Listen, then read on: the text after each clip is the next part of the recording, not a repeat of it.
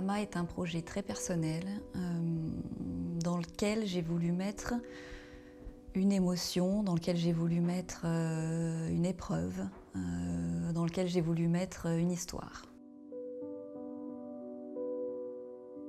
J'avais envie que ce film soit un déclencheur, un partage d'émotions. Je voulais qu'il permette aux gens finalement de s'approprier le film et d'y mettre leur propre histoire. C'est pour ça que j'ai utilisé la danse.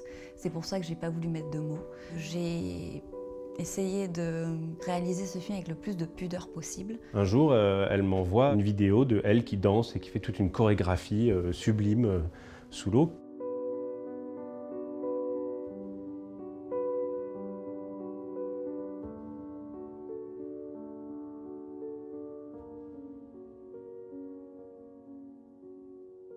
Je voyais le projet comme une performance un petit peu, parce que c'est vrai que c'était quelque chose d'un peu d'inédit. Mais au fur et à mesure, j'ai compris que ce film pouvait être tellement beau et puissant qu'il ne le serait pas sans un sens profond. Donc c'est à ce moment-là qu'Ophélie est rentrée dans le projet et qu'elle a apporté tout son savoir-faire et qu'elle choisissait les mouvements qui voulaient raconter ce que je voulais exprimer dans ce film.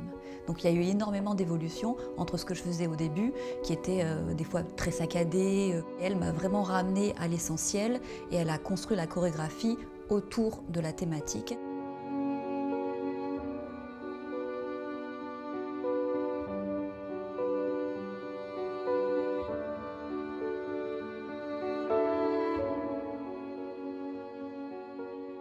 Donc c'est Ophélie qui m'a fait découvrir Edio Bosso, toute son œuvre, et particulièrement cette musique, Rain in Your Black Eyes.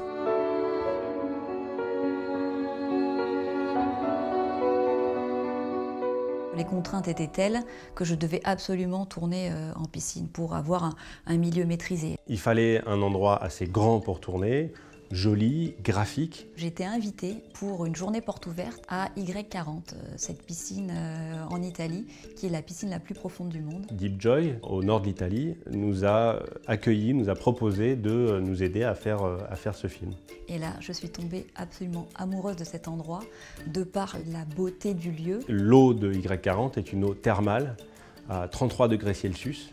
Une eau tellement claire qu'on a l'impression qu'il n'y a pas d'eau. Et c'était exactement ce que je voulais pour le film, c'était qu'on oublie finalement l'élément liquide et qu'on ait l'impression que finalement je vole.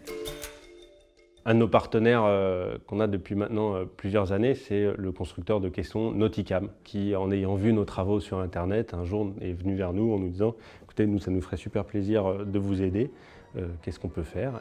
Et ils m'ont envoyé donc ce caisson pour cette toute nouvelle caméra. Grâce à Nauticam et grâce à RVZ, on a pu tourner apparemment le premier tournage sous-marin qui a été fait en RED VistaVision 8K.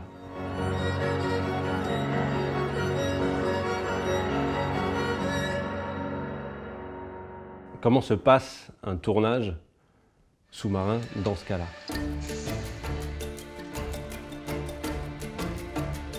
Moi, je suis en bas avec la caméra. L'assistant caméra est à côté de moi. Une fois que nous sommes prêts, nous faisons un signe vers des apnéistes de sécurité qui, eux, sont en surface et nous regardent. Et pendant ce temps-là, donc, Julie est allongée tranquillement, en train de flotter à la surface de la piscine. Une fois qu'elle est prête, elle descend. Donc, elle va s'aider d'un fil plombé pour descendre jusqu'à 10 mètres de fond. Elle arrive en bas. Elle va remplir un petit peu ses sinus d'eau afin d'avoir un visage relaxé. Et une fois qu'elle a terminé, elle prend une grande impulsion et elle commence à remonter à la surface et les apnéistes de sécurité viennent à sa rencontre à mi-profondeur et l'aident à remonter. Elle faisait 40, 50 descentes par jour. Sur Shuramma, j'ai dû respirer environ 12 000 litres d'air. Julie, elle a fait le même nombre d'heures sous l'eau, mais en respirant 200 litres d'air.